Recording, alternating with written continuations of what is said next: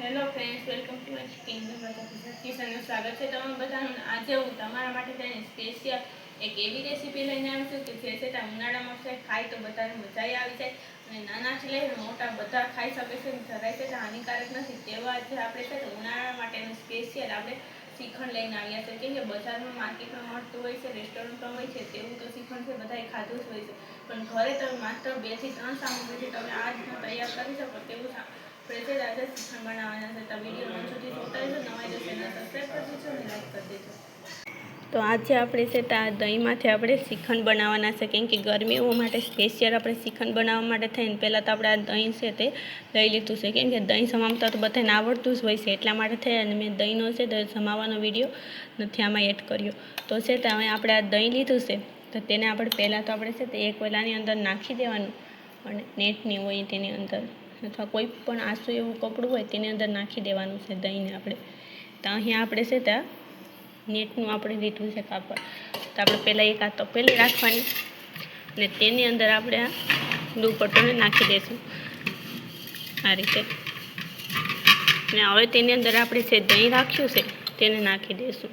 તો આ દહીં બધું નાખી દેવાનું અને એકદમ ટાઈટથી આપણે છે તેની ગાંઠ વાળી લેવાની છે। આ રીતના બધી વસ્તુને ચારેક કોરથી છે તે ભેગું કરીને આ રીતે હવે અહીંયા આપણે ગાંઠ વાળી દઈશું। હવે તમે જોઈ શકો કે આપણે છે તેને આપણે આ રીતના ગાંઠ વાળી દીધી છે સરસ મજાની આ રીતે। અને હવે તેને આપણે આખી રાતમાં આમ ટીંગાળી અને રહેવા દેવાનું છે। તો ટીંગાળી અને રહેવા દેશું એટલે કેટલું પાણી છે આની અંદરથી નીકળી જશે, તમે જોઈ શકશો। તો એવું આપણે છે તો આખી રાત માટે રહેવા દેશું અને આ ટીપા ટીપા પડે છે તે બધું પાણી છે ને એકદમ સાવ નીકળી જશે અને માખણ જેવું આપણું આ દહીં થઈ જશે। પછી જ આપણે શ્રીખંડ બનાવવા માટે આ દહીં રેડી થાય। તો હવે આપણે તેને આખી રાત માટે આ રીતના લટકાવી અને રહેવા દઈશું। તો હવે તમે જોઈ શકો કે આપણે નીચે ઉતારી લીધું છે આ રીતના અને એક તપેલીની અંદર રાખી દીધું અને હવે તેની અંદરથી આપણે છે તો આ દહીં છે તેને આપણે બહાર કાઢી લેવાનું છે આ દહીંને। તો આપણે આ તપેલીની અંદર આ દહીં નાખી દઈશું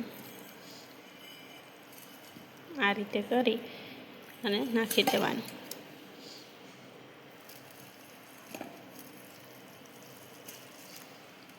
તમે જોઈ શકો છો દહીં ચટાણ કેવું માખણ જેવું થઈ ગયું છે એકદમ।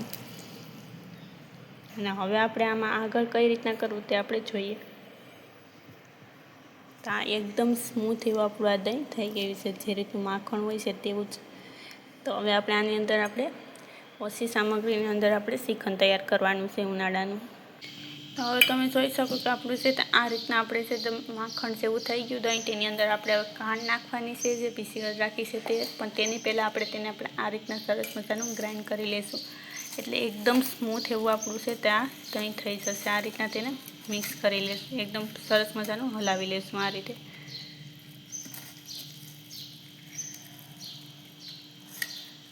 પછી તેની અંદર આપણે નાખી દઈશું ખાંડ। ખાંડની જગ્યાએ તમે સાકર પણ પીસીને નાખી શકો છો। આને તમે ચમચીની મદદથી પણ તેને હલાવી શકો છો, એવું નથી કે આનાથી જ તમારે હલાવવું જોઈએ। તો હવે તમે જોઈ શકો કે આપણે છે તો ઓછામાં ઓછું છે 5 થી 10 મિનિટ માટે તેને આપણે હલાવ્યું હતું ત્યાં તમે જોઈ શકો કેવું સરસ મજાનું છે તો એકદમ સ્મૂથ એવું આપણું આ થઈ ગયું છે દહીં। અને હવે આપણે તેની અંદર આપણે આ નાખી દઈશું જે ખાંડ આપણે પીસીને રાખી છે તે અહીં આપણે છે તો મોટો વાટકા છે એટલે આપણે જેટલું દહીં હોય છે તેનાથી છે તો ઓછી આપણે ખાંડ નાખવાની, પરફેક્ટ એકદમ તેને માપની નહીં નાખવાની, કેમ કે દહીં છે જ મોરું રાખવાનું એટલે છે તે આપણું શ્રીખંડ મસ્ત બને। તો હવે તેને આપણે આ રીતના સરસ મજાનું મિક્સ કરી લઈશું।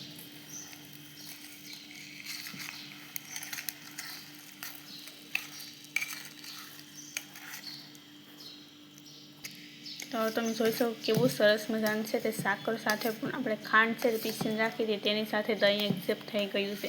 અંદર અહીં આપણે બદામને કટ કરીને રાખી છે તો તે નાખી દઈશું। જો તમે બદામના જગ્યાએ તમને પણ ડ્રાયફ્રૂટ પસંદ હોય તે ડ્રાયફ્રૂટ તમે નાખી શકો છો, દ્રાક્ષ છે પછી કાજુ છે, પણ અહીં હું છે તે બદામ એક જ નાખું છું। અને આ રીતના આપણે છે તે બધી બદામને નાખી દઈશું થોડી થોડી કરીને અને મિક્સ કરી લેવાનું છે।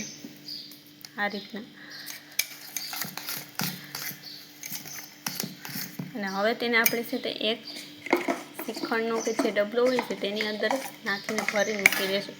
અહીં મેં છે તે આ શ્રીખંડનો જે આ ડબલો આવે છે તે જ લીધું છે, તેની અંદર જ આપણે નાખી દઈશું. અહીં આપણે આ શ્રીખંડ બનાવવા માટે થઈ અને દહીંની અંદર છે તે ખાંડ મિક્સ કરી અને રાખી છે તેને, તે આપણે નાખી દઈએ.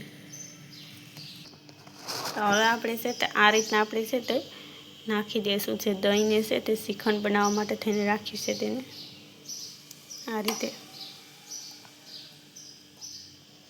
તો આ રીતના આપણે બધું છે તે દહીંને નાખી દઈએ. તો હવે આ રીતના આપણે બધું છે તે એકસાથે નાખી દઈશું દહીંને. તો અહીં તમે જોઈ શકો છો કે આપણે આ ડબ્બાની અંદર છે તે આપણું આ શ્રીખંડ બનાવવા માટેનું દહીં નાખી દીધું છે. તો હવે તેની અંદર અહીં આપણે છે ડ્રાયફ્રૂટ આપણે બદામને છે તે કટ કરીને રાખી હતી તે આપણે નાખી દઈશું. તેને તમે પાવડર કરીને નાખવા માગતા હો તો પણ છે તમે નાખી શકો છો, પરંતુ હું છે તે પાવડર કરીને નથી નાખતી, આ રીતના જ નાખું છું. અને આ ઉનાળામાં તો ચોક્કસ તમે ઘરે પણ આ રીતના આઈસ્ક્રીમ તમે પણ બનાવી શકો છો. અને આની અંદર કોઈ પણ છે તે સાદી સામગ્રીની જરૂર નથી પડતી, કોઈ પણ પ્રકારની કંઈ ઝંઝટ નથી હોતી. અને છે તે નાનાથી લઈ અને મોટાને બધાને ભાવશે, કેમ કે ઘરે બનાવેલું આઈસ્ક્રીમ હોય કે શ્રીખંડ હોય તો બધાને વધારે જ ભાવતું હોય છે. તો અહીં આપણે તમે જોઈ શકો કે આ રીતે સરસ મજાની તેની અંદર બદામને નાખી દીધી છે. તો હવે આપણે આગળની પ્રોસેસ કરશું. હવે તેને આપણે ફ્રીઝરમાં મૂકવા પહેલાં આ પ્રોસેસ એક જરૂરથી કરવું છે, કેમ કે આ જે પ્લાસ્ટિક આવે છે તેને આપણે આ રીતના રાખી દેવાનું પહેલાં. તો હવે તેને આપણે આ રીતના એક રબર લઈ લેવાનું અને તેને આ રીતના પહેરાવી દઈશું. એટલે છે તે પેક થઈ જશે. તો તેને આપણે પહેરાવી દઈએ. તો આ રીતના આપણે સરસ મજાનું છે તે રબર પહેરાવી દીધું છે. અને હવે તેની અંદર આપણે શું પ્રોસેસ કરવાની છે તે આપણે જોઈ લઈએ. તો તેના માટે થઈને અહીં આપણે છે તે આ સરી લીધી છે. તો સરીની મદદથી છે તે સેજ એવો ખાલી આપણે હોલ પાડવાનું છે, બીજું. તો આ રીતના આપણે હોલ પાડી દીધો છે આ રીતના. અને હવે તેને આપણે ફ્રીઝરમાં મૂકવાનું છે, ફ્રીજમાં નથી મૂકવાનું. તો હવે તેને આપણે ફ્રીઝરમાં મૂકી દઈશું. તો હવે આપણે આ ફ્રીઝરની અંદર આપણે મૂકી દઈશું ડબ્બાને આ રીતે. અને તેને આપણે છે તે 5 થી 7 કલાક માટે તેને રહેવા દઈશું. એટલે આપણું પરફેક્ટ એવું છે તે આપણું આ શ્રીખંડ બની અને રેડી થઈ જશે. તો તેને આપણે 5 થી 7 કલાક માટે રહેવા દઈએ. તો હવે 7 થી 8 કલાક જેવું થઈ ગયું છે અને હવે આપણું છે તે શ્રીખંડ બની અને રેડી થઈ ગયું હશે શ્રીખંડ. તો હવે તેને આપણે નીચે લઈ લઈશું. તો હવે આપણે શ્રીખંડને છે તે કાઢી લઈશું. આપણે આ રીતના રબર છે તે પેરામીડ રાખી દઈશું. હવે તમે જોઈ શકો કેવું સરસ મજાનું છે તે આપણું આ શ્રીખંડ થઈ ગયું છે. તો હવે તેને આપણે કાઢી લઈશું સર્વ કરવા માટે એક ડીશની અંદર અથવા એક પ્લેટમાં તમે જેમાં સર્વ કરવા માગતા હોય તેની અંદર તમારે કાઢવાનું. તો અહીં હું છે તે આ ચમચાની મદદથી કાઢવાની છું આ રીતના. તો હવે તેને આપણે આ રીતના કરી અને આપણું શ્રીખંડ છે તેને આપણે કાઢી લઈશું. અહીં તમે જોઈ શકો છો કે જે બજારનું શ્રીખંડ હોય છે તેવું જ છે તો આપણું આ શ્રીખંડ પણ છે તે તૈયાર થાય છે.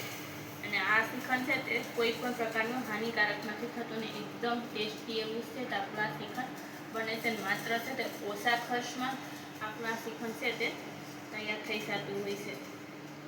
તમે પણ આ જ રીતનું શ્રીખંડ બનાવી અને તમે છે તે બાળકો પણ ખાઈ શકે છે અને વડીલોને ખવડાવો તો પણ કંઈ વાંધો નથી આવતો. તેવું જ આ શ્રીખંડ તૈયાર થાય છે. અને આની અંદર છે તે તમે કોઈ પણ પ્રકારની છે તે કોઈ પણ ફ્રૂટ પણ તમે નાખી શકો છો. અને આને છે તે તમે છે તે ઉનાળામાં કોઈ પણ ખાશે તો કોઈને પણ હાનિકારક નહીં થાય અને શિયાળામાં પણ તમે બનાવી શકો છો. કારણ તમે જોઈ શકો કે આપણું છે તે શ્રીખંડ બની અને રેડી થઈ ગયું છે. તો તેની ઉપર અહીંયા આપણે ડ્રાયફ્રૂટ નાખી દઈશું આ રીતના. અને આને તમે તો હવે આપણું છે તે શ્રીખંડ બની અને રેડી થઈ ગયું છે. શ્રીખંડ સરસ મજાનું. તો તમે પણ આ રીતના ચોક્કસ બનાવજો અને નવા હોય તો ચેનલને સબસ્ક્રાઈબ કરી દેજો અને લાઈક કરી દેજો. તો તૈયાર છે આપણું શ્રીખંડ.